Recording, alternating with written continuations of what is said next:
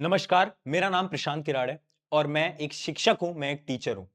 और आज की वीडियो मैं सीबीएसई के लिए स्पेशली बना रहा हूं और मैं स्टूडेंट्स के पेरेंट्स से भी बात करना चाहता हूं और मैं उन स्टूडेंट्स के बिहाफ में आज एक छोटे से मुद्दे पे आप सभी का टाइम चाहता हूं।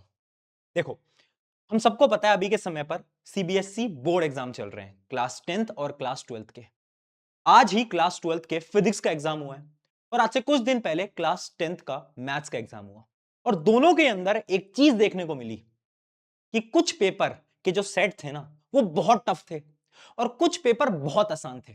अगर मैं आज की बात करूं, क्लास 12th के फिजिक्स के पेपर की बात करूं, तो कुछ सेट ऐसे थे जिसके अंदर डेरिवेशंस थी, बहुत इजी क्वेश्चंस थे।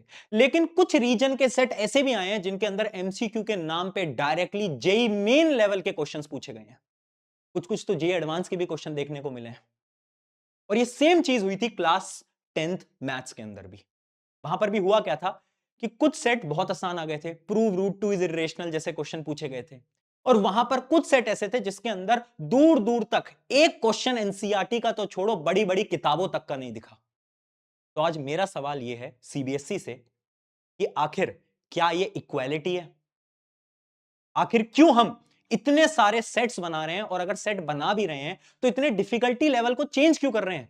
अब आप इमेजिन करो, एक बच्चा जो कि पूरे साल भर मेहनत करता है, जी जान लगाकर पढ़ता है, और जब उसका पेपर आता है तो उसकी किस्मत की वजह से उसका एक ऐसा सेट आ जाता है जो कि बहुत टफ है।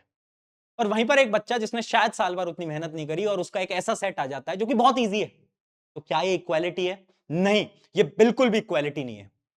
आज ना हमारा मुद्दा पेपर टफ बनाने के ऊपर नहीं है। हम मान लेते हैं कि सीबीएसई ने एक बार को पेपर टफ बनाया, बट वो अलग बात है कि शायद सीबीएसई को पेपर टफ बनाने से पहले एनसीईआरटी के लेवल को ऊपर ले जाना चाहिए था, सैंपल पेपर्स के लेवल को ऊपर ले जाना चाहिए था। लेकिन हम मान लेते हैं एक बार को कि हाँ, सीबीएसई थोड़ी आलसी है, उन्होंने ये सब नहीं करा। लेकिन आखिर अगर हम पेपर्स बना रहे हैं अलग अलग रीजन के, तो सीबीएसई एक चीज तो सोच सकती थी कि हर एक बच्चे का सेट की डिफिकल्टी लेवल बराबर होनी चाहिए। देखो, आज से पहले भी ना सेट्स अलग अलग बनाए गए हैं, लेकिन इतना डिफरेंस इन डिफिकल्टी लेवल आज तक देखने को नहीं मिला। ये पहली बार देखने को मिला है, मैथ्स के एग्जाम में भी, फिजिक्स के एग्जाम में भी। तो आखिर ऐसा क्यों हो रहा है और इसका क्या सोल्यूशन है? अगर मैं सोल्यूशन की बात करूं तो मेरा यह मानना है कि सीबीएसई को एक स्टेटमेंट रिलीज करनी चाहिए जहां पर वो ये बताए बच्चों को कि जिन जिनका सेट मुश्किल है, जिसका डिफिकल्टी लेवल मुश्किल है, उन सबको ग्रेस मार्किंग मिलेगी, उनकी लीनियंट चेकिंग होगी। क्या तुम्हें नहीं लगता ये सही बात है? ऐसा होना चाहिए ना। और इसी चीज के लिए मैं यानी प्रशांत किराड़, आप सभी का अपना प्रशांत भैया, हम अपनी तरफ से एक पीआईएल फाइल कर रहे हैं। इस पीआईएल के अंदर हम क्या करेंगे कि हम सीबीएसई ये जो बेकार प्रैक्टिस कर रही है, इसके ऊपर आवाज उठाएंगे, आपके हित में बात करेंगे और ट्राई करेंगे कि सीबीएसई की तरफ से एक रिप्लाई आए जहां पर वो ये रिलीज कर पाए कि हां, जिन जिन का सेट मुश्किल आया है उन सबको लीनियंट चेकिंग और ग्रेस मार्किंग मिलेगी। क्योंकि अगर ये नहीं हुआ ना, तो मेरा तो ये मानना नहीं है कि ये इक्वालिटी है। क्योंकि मुझे पता है, मैं बच्चों के साथ मेहनत करता हूं, पूरे साल भर उन्हें पढ़ाता हूं, मुझे पता है बच्चे कितने मेहनत करते हैं। बोर्ड एग्जाम ना इनके लिए ना इनकी लाइफ के बराबर होता है। ये साल भर ना लगकर मेहनत कर रहे थे और अब जब वो ये देखते हैं ना कि कुछ पेपर गलती से मुश्किल आ गए और कुछ पेपर आसान आ गए, उनको बहुत बेकार लगता है। उनका जो कॉन्फिडेंस होता है ना, वो पूरी तरीके से टूट जाता है। ये मैं फील कर पा रहा हूं, पिछले 3-4 दिन से यही हो रहा है और आज फिजिक्स के पेपर ने भी ये प्रूव कर दिया। इसका सिंपल सोल्यूशन है जो कि शायद सीबीएसई को करना चाहिए।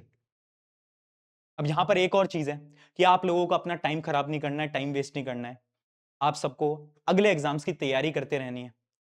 मैं बिल्कुल कोशिश करूंगा अपने एंड से कि सारी चीजें सही हो पाए और मुश्किल शिफ्ट में, मुश्किल सेट्स में इजी मार्किंग हो पाए। ठीक है, आप लोग पढ़ाई करोगे और मैं हाथ जोड़ के सभी पेरेंट्स से रिक्वेस्ट करना चाहता हूं कि अगर आपके बच्चे का पेपर अच्छा नहीं गया तो उसको डांटिए मत, उस पर थोड़ा भरोसा रखिए, क्या पता वो आगे के एग्जाम्स में बहुत बेहतरीन करे। और मैं यही आशा करता हूं कि ये वीडियो अथॉरिटीज तक जाएगी और वो इसका सलूशन जरूर निकालेंगे, क्योंकि बच्चे तो अपनी तरफ से मेहनत लगा रहे हैं।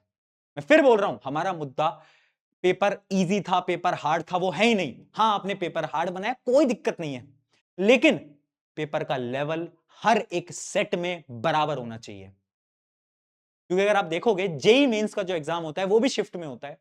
उसमें कुछ शिफ्ट जहां पर हार्ड लेवल के क्वेश्चंस पूछे जाते हैं, तो उनके साथ क्या होता है ना, उनके कम मार्क्स में अच्छे परसेंटेज आता है, अच्छी परसेंटाइल आती है। इसको हम नॉर्मलाइजेशन बोलते हैं, और यही नॉर्मलाइजेशन बोर्ड एग्जाम में भी होना चाहिए। यही मेरी रिक्वेस्ट रहेगी सीबीएसई से। अगर आपको कोई चीज सही लग रही है तो प्लीज इसको शेयर करना, अपने पेरेंट्स को दिखाना, और मिलके थोड़ी सी आवाज उठाएंगे और आगे के एग्जाम्स पे फोकस करते रहेंगे। शुक्रिया। मेरा नाम है प्रशांत।